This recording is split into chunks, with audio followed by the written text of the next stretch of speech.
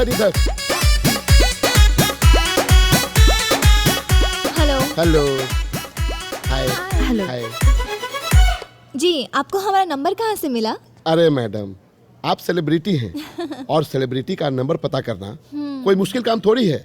26 film release है हमारा। पता है मुझे, और आपके हर वीडियो को मैं देखता हूँ, So sweet of you। लाइक भी करता हूँ, कमेंट भी करता हूँ। खास करके वो फिल्म, हाँ, जंगली हसीना, मुझे बहुत पसंद है। अच्छा, कातिल हसीना भी जरूर देखिएगा। उसमें कातिल भी हम है और हसीना भी हम है। और आपने वो फिल्म देखी है जो ट्रेंडिंग में थी नहीं है, जंगल में दंगल, और वो भी 302 नंबर पे ट्रेंडिंग में चल रही है। वैसे आपकी कहानी क्या है? फैमिली ड्रामा। सुपर। वरना आजकल जिसको देखो वो सेक्स और वायलेंस परोसने में ही लगा पड़ा है। सुनाइए। क्या कहानी? हाँ हाँ, तो कहानी ये है।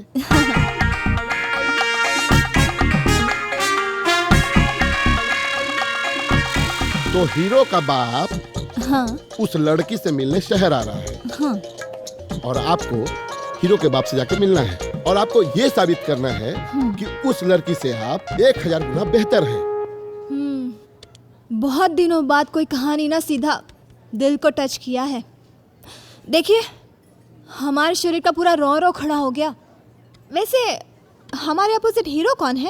एक सेकेंड, ये न्यू कमर है। कोई बात नहीं, हम उसको ट्रेन कर देंगे। वैसे आपके मूवी का भाषा क्या है? वो एक्चुअली क्या है ना, हमने भोजपुरी मूवी में काम करना बंद कर दिया है। लेकिन मैडम, हमारा फिल्म तो भोजपुरी है। कौनो बात ना, हम मैनेज कर लेंगे। तो फिर अभी से हमनी के भोजपुरी में बात करी जाओ। हाँ हाँ जरूर। बाय द वे, ई दोनों कौन बाड़ी?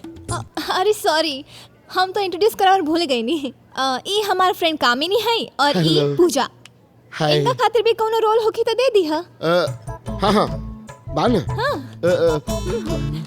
मेरे अपोजिट। सॉरी, उ कहा अब हमरा माई के रोल करे में कोनो इंटरेस्ट नहीं है। नो वे, हमरा के माफ कर। एगो बात बताओ कि कैमरा कौन सा यूज हुई? ओ का है ना, आजकल हमारा एक्टिंग वो बड़का कैमरा के सामने ही निकलेला, यही से। ई फिल्म में कोनो कैमरा यूज ना होई। जे करे के बा रियल करे के बा। का? जी। हेलो, हम एक्टर है, भाड़ना। चलो पूजा, चलो कामिनी, फालतू में समय बर्बाद कर देले। सच में। पारुल, देखा तार फोन आवता। अरे यार, अब हम ब्याजी भैया के का जवाब दी? हाँ ब्याजी भैया। का मैडम, सवेरे से नहा धोआ के फाटल ढोल जैसन शक्ल लेके तोहरी दुआरी पे खड़ा बानी और तहार एजा कोनो पते नहीं खे। कबले आइबू एजा? सुना, अगर आज पैसा ना मिलल ना तो घर के एको सामान बाची ना, काहे की साथे में कबाड़ी वाला के लेके आइल बनी। भैया तूरी का? अरे ना ना ना ना ना। अरे सुन ले लू ना ब्याजी भैया, हम ना पैसा लेके आवत आनी। प्लीज सामान मत बेची हो। ठीक बा। हम तो लागता कि रोल कर ही के पड़ी।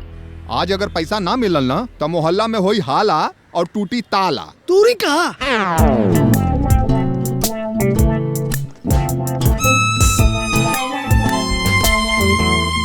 अभी गए ना भैया? एक सेकेंड, कहे एक्चुअली दूसरा लड़की के बुलावत रही। मना कर दो। हेलो। हेलो सर। तू मत आव, हम तरह के बाद में कॉल करत नहीं। ठीक बा। मना कर देनी। आपका भाई वो कहा ना भैया, हम यहाँ से निकलत निकलत बहुत सोचनी है कि कैमरा के सामने तो कौनो भी अंजू पंजू एक्टिंग कर ले ली, लेकिन असली टैलेंट के पता था रियलिस्टिक अभिनय कैला के बाद ही चलेला। हाँ। और वैसे भी अगर हम मना कर देती तो तू परेशान हो जाता ना। और पता बा भैया, दुनिया में ना खाली दो एगो एक्ट्रेस बा जे रियलिस्टिक अभिनय कर सकेली।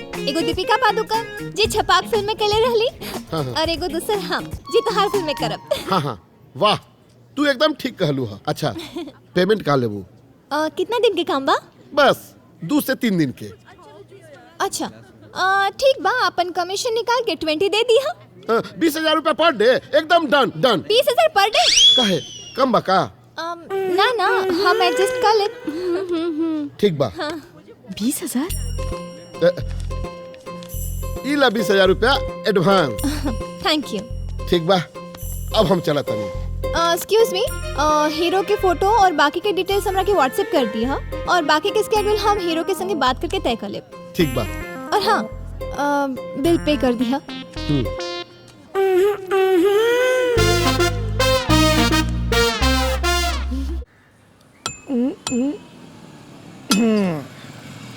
बस भैया रोक दी हो। इली भैया, इली पैसा।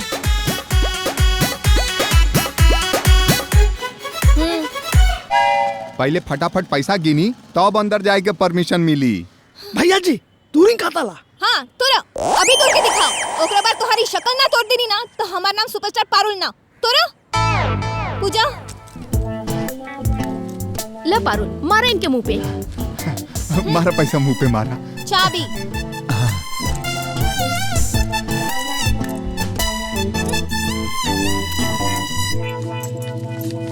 अब अगला 6 महीना तक ना ये कौवा जैसी शक्ल लेके हमरा सामने मत आई हो। अरे मैडम, ई 30,000 के जगह एक तो 20,000 रुपया दे रहल बाड़ू, कबो फाटल ढोल नियन हमार चेहरा बताओ ताड़ू और कबो कौवा नियन चेहरा बताओ ताड़ू। साफ साफ बतावा, डिसाइड करा कि हम कौवा नियन लागतानी कि फाटल ढोल नियन लागतानी। सुग्गा जैसन। सुगा जैसन। सुगा जैसन। सुगा जैसन लागतानी। हाय ले 500 रुपया। जो ऐश कर, मिठाई खो।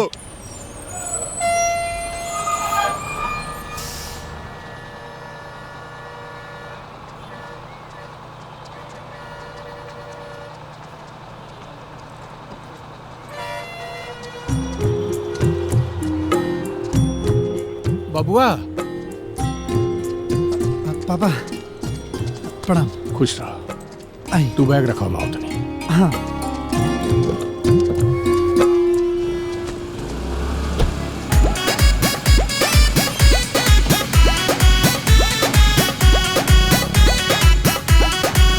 इली भैया पैसा। शुक्रिया बेटा।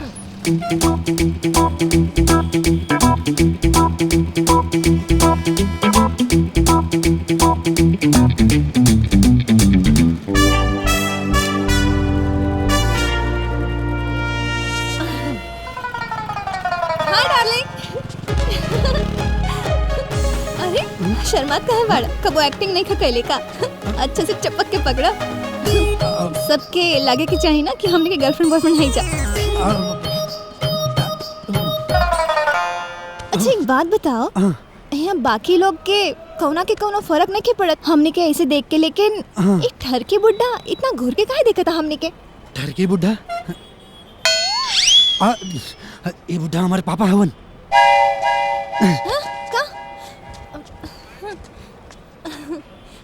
प्रणाम बाबूजी, हम ही सॉफ्टवेयर इंजीनियर, इनके जान इनके सोना पारुल। घरे चलो।